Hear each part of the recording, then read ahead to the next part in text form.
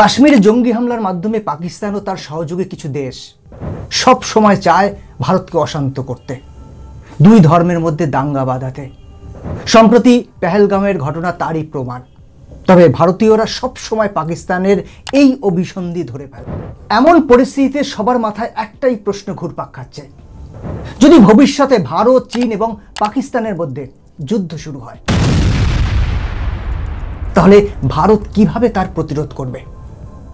এবারে অনেকেই হয়তো ভাবছেন যে 1962 সালে তো চীন ভারতকে যুদ্ধে হারিয়ে দিয়েছিল, তাহলে আজকের দিনে ভারতকে যুদ্ধে হারানো কি আদৌ সম্ভব? তাহলে বন্ধুরা এখানে বলে রাখি, 1962 সালে ভারতের যে অর্থনীতি ছিল, যে সামরিক শক্তি ছিল, যেভাবে ইন্টেলিজেন্স ফেলিওর হয়েছিল, তার সাথে কিন্তু আজকের ভারতের আকাশ পাতাল পার্থক্য আছে।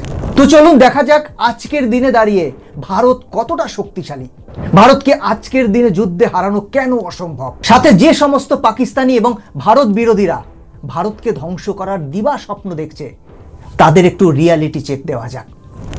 এর কারণ একটাই, প্রত্যেকটা দেশ জানে যে ভারতকে যুদ্ধে হারানো অসম্ভব। প্রশ্ন হচ্ছে কেন? শুধু কি ভারতের সামরিক শক্তি, নাকি এর পেছনে অন্য কোনো রহস্য লুকিয়ে আছে? বন্ধুরা আজকের এই ভিডিওতে এই বিষয়টা নিয়ে বিস্তারিত আলোচনা করব, সমস্ত পরিসংখ্যান তুলে ধরব, তাই সাথে থাকুন। নমস্কার, আমি গৌতম আছি আপনাদের সাথে, আর আপনি দেখছেন পঞ্চনামা উইথ ফ্যাক্ট। বন্ধুরা আপনাদের কাছে একটি ছোট্ট অনুরোধ, এই ধরনের ভিডিওগুলো বানানোর জন্য আমাকে এবং আমার টিমকে যথেষ্ট পরিশ্রম করতে হয়, তাই ভিডিওতে একটি লাইক করে চ্যানেলটিকে সাবস্ক্রাইব করে পাশে থাকুন। তাহলে চলুন শুরু করা যাক। বন্ধুরা পৃথিবীর বেশিরভাগ মানুষ এটা মনে করে যে ভারতকে যুদ্ধে হারানো সম্ভব নয়। তার কারণ হচ্ছে ভারতের কাছে নিউক্লিয়ার অস্ত্র রয়েছে। তবে এটাই একমাত্র কারণ নয়। ভারতের সামনে সবথেকে বড় যে হাতিয়ার, সেটা হলো ভারতের জিওগ্রাফি। ভারত বিশাল। পাকিস্তানের আকার যেখানে 8 লক্ষ স্কোয়ার কিলোমিটার, সেখানে সম্পূর্ণ ভারতের আকার 32 লক্ষ স্কোয়ার কিলোমিটার। ভারতকে উত্তর দিক থেকে সুরক্ষা দিচ্ছে হিমালয় পর্বতমালা, যা প্রায় 2400 কিলোমিটার দীর্ঘ।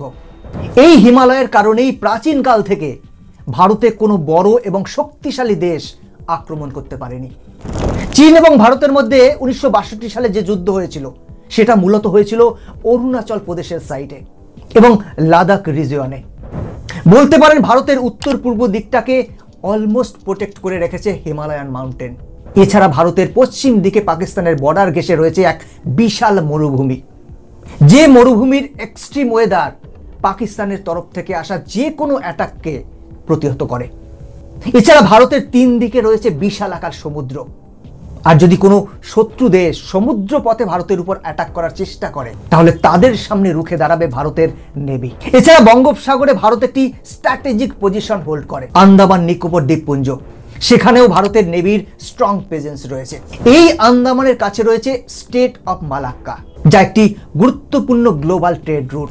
যুদ্ধের পরিস্থিতিতে ভারতের নেভি স্টেট অফ মালাক্কাকে ব্লক করে যুদ্ধে একটি ইন্টারন্যাশনাল ইফেক্ট আনতে পারবে। বন্ধুরা এবার সেনা শক্তির দিকে একটু নজর দেওয়া যাক।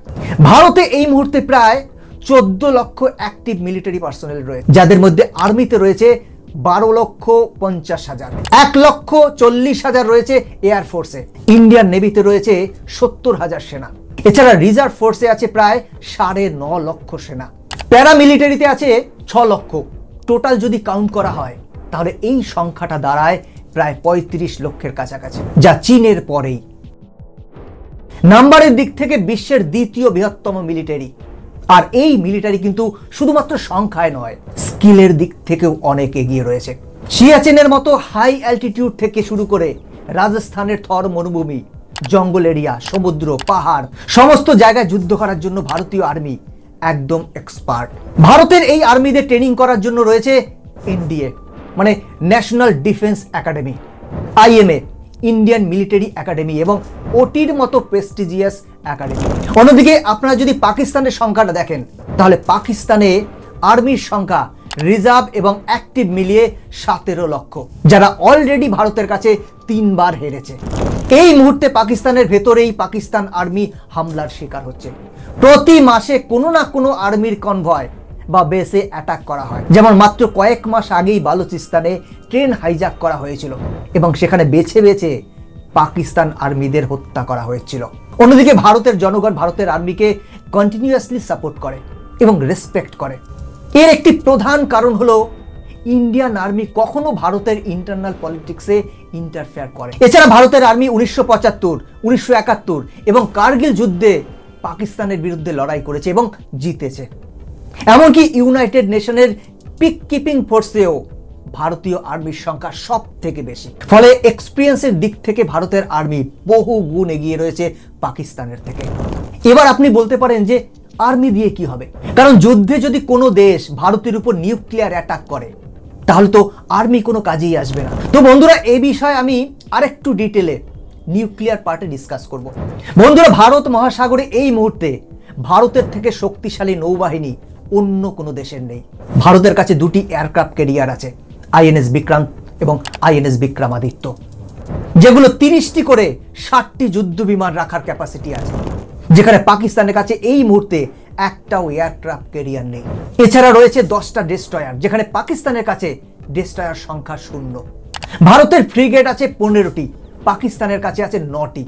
ভারতের কাছে এই মুহূর্তে 18টি সাবমেরিন রয়েছে, তার মধ্যে 3টি নিউক্লিয়ার পাওয়ার সাবমেরিন, যে সাবমেরিনগুলো জলের নিচে টানা কয়েক মাস ধরে লুকিয়ে থাকতে পারে।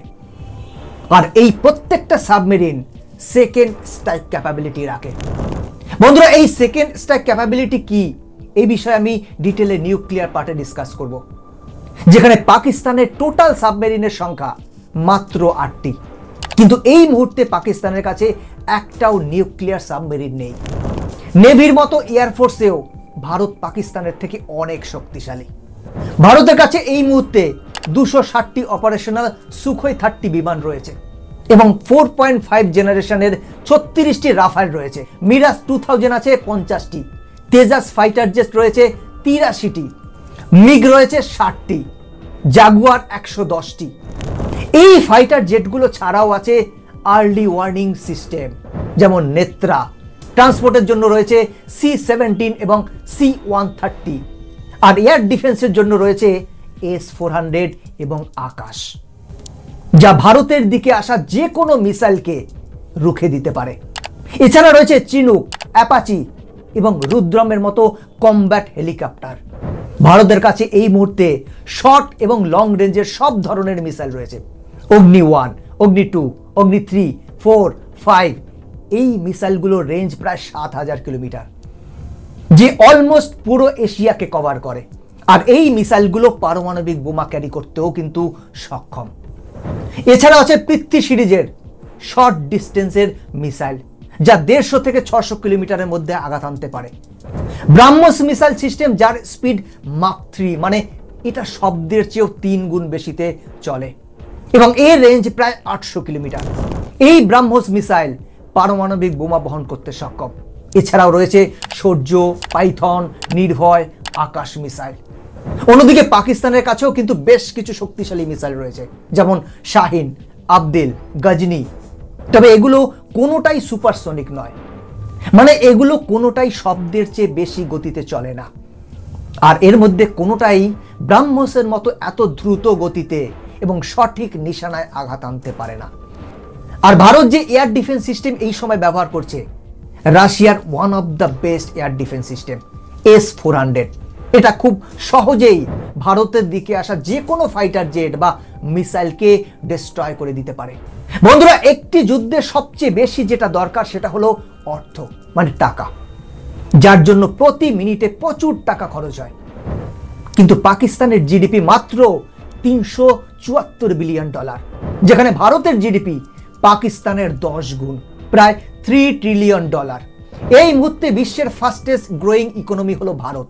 যদি ভারতকে এক লম্বা সময় ধরে যুদ্ধ চালাতে হয়, তাহলেও ভারত সেটা আরামসে চালিয়ে যেতে পারবে। ভারতের মোট ফরেক্স রিজার্ভ রয়েছে $650 বিলিয়ন বেশি, যেখানে পাকিস্তানের ফরেক্স রিজার্ভ মাত্র $15 বিলিয়ন, যার মধ্যে লোনের ইন্টারেস্ট দিতেই তাদের বেশিরভাগ টাকা খরচ হয়ে যায়। আরেকটি যুদ্ধের পর যখন একটি দেশকে স্বাভাবিক অবস্থায় ফিরিয়ে আনতে হয়, তার জন্য কিন্তু টাকার প্রয়োজন হয়। আর সেক্ষেত্রে ভারত খুব সহজেই ইন্টারন্যাশনাল হেল্প নিয়ে এগিয়ে যেতে পারবে। ভারত বর্তমানে প্রযুক্তি এবং গবেষণার ক্ষেত্রেও অনেক শক্তিশালী অবস্থানে রয়েছে। ভারতীয় স্পেস রিসার্চ অর্গানাইজেশন ইসরো বহু স্যাটেলাইট লঞ্চ করেছে, যার ফলে ভারতের ডিফেন্স এই মুহূর্তে অনেক বেশি মজবুত। ভারতের দিকে আসা যে কোনো জাহাজ, যে কোনো fighter jet early warning Bharat পেয়ে যাবে। এই টেকনোলজির মাধ্যমে ভারত শত্রু দেশের স্যাটেলাইটকে ডিস্ট্রয় করে দিতে পারে, যার ফলে যুদ্ধের সময় সেই দেশটা অন্ধকারে থাকবে। তারা তাদের মিলিটারির জন্য জিপিএস ব্যবহার করতে পারবে না, এমনকি তাদের কমিউনিকেশন সিস্টেমও ডিস্টার্ব হয়ে যাবে। এছাড়া ডিআরডিওর মতো রিসার্চ অর্গানাইজেশন ভারতের ডিফেন্স সেক্টরকে আরও মজবুত করতে অল টাইম কাজ করছে।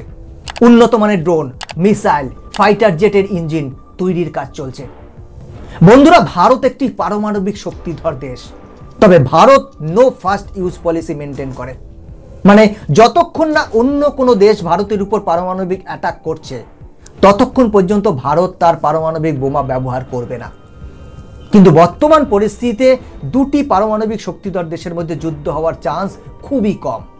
আর যদি বা যুদ্ধ হয়, তাহলে পারমাণবিক বোমা ব্যবহারের মতো ভুল কোনো দেশ করবে না। আপনারা নিশ্চয়ই জানেন যে রাশিয়া এবং ইউক্রেনের যুদ্ধ বেশ কয়েক বছর ধরে চলছে। এবার রাশিয়া তো সুপার পাওয়ার দেশ, তাদের নিউক্লিয়ার অস্ত্র রয়েছে, কিন্তু তারপরেও তারা ইউক্রেনে পারমাণবিক বোমা ব্যবহার করেনি। অথচ এই হামলার জন্যই রাশিয়ার উপর 16,000-এর বেশি স্যাংশন চাপানো হয়েছে। ভাবুন, রাশিয়া যদি ইউক্রেনের উপর পারমাণবিক বোমা অ্যাটাক করত, তাহলে তাদের সাথে কি হতো? বন্ধুরা, এবার এত কিছুর পরেও পাকিস্তান যদি ঠিক করে নেয় যে তারা ভারতের উপর নিউক্লিয়ার অ্যাটাক করবে, তাহলে সেই অ্যাটাকের আগেই স্যাটেলাইটের মাধ্যমে ভারত তার খোঁজ পেয়ে যাবে এবং সংকেত পেয়ে যাবে। আর আমি যে আপনাদের সেকেন্ড ক্যাপাবিলিটির কথা বলেছিলাম, সেক্ষেত্রে ভারত এই পলিসিটাকেই মেনটেন করবে। এটা ঠিক যে যদি পারমাণবিক যুদ্ধ হয়, তাহলে দুটি দেশই প্রায় ধ্বংস হয়ে যাবে, কিন্তু ভারতের নিউক্লিয়ার পাওয়ার সাবমেরিন এটা অ্যাসিওর করবে যে পাকিস্তানও ধ্বংস হয়ে যাবে, সে আগে অ্যাটাক করলেও। কারণ সেকেন্ড স্ট্রাইক ক্যাপাবিলিটি ভারতের রয়েছে, পাকিস্তানের নেই। যদি এটাও ধরে নিই যে ভারতের মেইন ল্যান্ডকে পাকিস্তান ধ্বংস করে দিতে পেরেছে, তাহলেও জলের নিচে লুকিয়ে থাকা নিউক্লিয়ার পাওয়ার সাবমেরিনগুলো পাকিস্তানকে ধ্বংস করে দেবে। পাকিস্তানের উপর নিউক্লিয়ার অ্যাটাক করা সম্ভব হবে ভারতের পক্ষে। আর এটাকেই বলা হয় সেকেন্ড স্ট্রাইক ক্যাপাবিলিটি, যেই ক্ষমতা পাকিস্তানের নেই। আর ভারতের সবথেকে বড় শক্তি হলো ভারতের একতা। কাশ্মীর অ্যাটাকের পরেই আমরা দেখেছি ভারত সরকারকে দেশের সমস্ত পলিটিক্যাল পার্টিগুলো দলমত নির্বিশেষে সাপোর্ট করেছে স্ট্রং অ্যাকশন নেওয়ার জন্য। এটাই ভারতবর্ষ। রাজনৈতিক দলগুলোর মধ্যে অনেক মতপার্থক্য রয়েছে, অনেক বিভেদ রয়েছে, কিন্তু দেশের সিকিউরিটির ব্যাপারটা যখন সামনে আসে, তখন সবাই এক হয়ে যায়, একজোট হয়ে যায়। এটাই ভারতবর্ষ। এমনকি জনগণ, সে হিন্দু হোক, মুসলিম হোক, খ্রিস্টান হোক বা যে কোনো ধর্মের হোক, সবাই নিজের দেশকে সম্মান করে এবং বিপদের সময় সবাই একসাথে দেশের সাথে থাকবে, পাশে দাঁড়াবে। ফলে কোনো বড় যুদ্ধ হলে ভবিষ্যতে ভারত দেশের ভেতর থেকে ফুল সাপোর্ট পাবে। এছাড়া গ্লোবালি ভারতকে অনেক দেশ সাপোর্ট করে, France, Russia, Germany, America, Israel, এরকম বহু দেশ রয়েছে যারা কাশ্মীর হামলার পর থেকে ভারতের পাশে দাঁড়িয়েছে। তবে সব শেষে একটাই প্রশ্ন ঘুরপাক খাচ্ছে, যে ভারত কি তাহলে অপরাজেয়? ভারতের সামনে কি আজকের দিনে কোনো চ্যালেঞ্জ নেই? তাহলে বন্ধুরা বলবো, আছে, চ্যালেঞ্জ আছে। আর সেটা কিন্তু পাকিস্তান নয়। দেখুন, সামরিক দিক থেকে বলুন বা অর্থনৈতিকভাবে ভারত পাকিস্তানের থেকে কয়েক গুণ এগিয়ে। কিন্তু আমাদের মেইন প্রবলেম ফেস করতে হবে চীন থেকে, কারণ চীন অলরেডি ভারতের সাথে যুদ্ধ করেছে এবং জিতেছে, যে কারণে চীন সর্বদা চায় ভারত একটি বড়সড় যুদ্ধে জড়িয়ে পড়ুক, যাতে ভারতের অর্থনীতি পিছিয়ে পড়ে। তাই আজকের দিনে কিন্তু পাকিস্তান নয়, ভারতের সবচেয়ে বড় চ্যালেঞ্জ কিন্তু চীন। আর আমাদের এই চীনকে বিট করার ক্যাপাবিলিটি তৈরি করতে হবে। তো বন্ধুরা, আজকের ভিডিও এখানেই শেষ করছি। আমি গৌতম ছিলাম আপনাদের সাথে। এরকমই ইনফরমেটিভ ভিডিও দেখার জন্য চ্যানেলটিকে সাবস্ক্রাইব করে বেল আইকনটি প্রেস করে রাখুন। দেখা হচ্ছে পরবর্তী ভিডিওতে। জয় হিন্দ।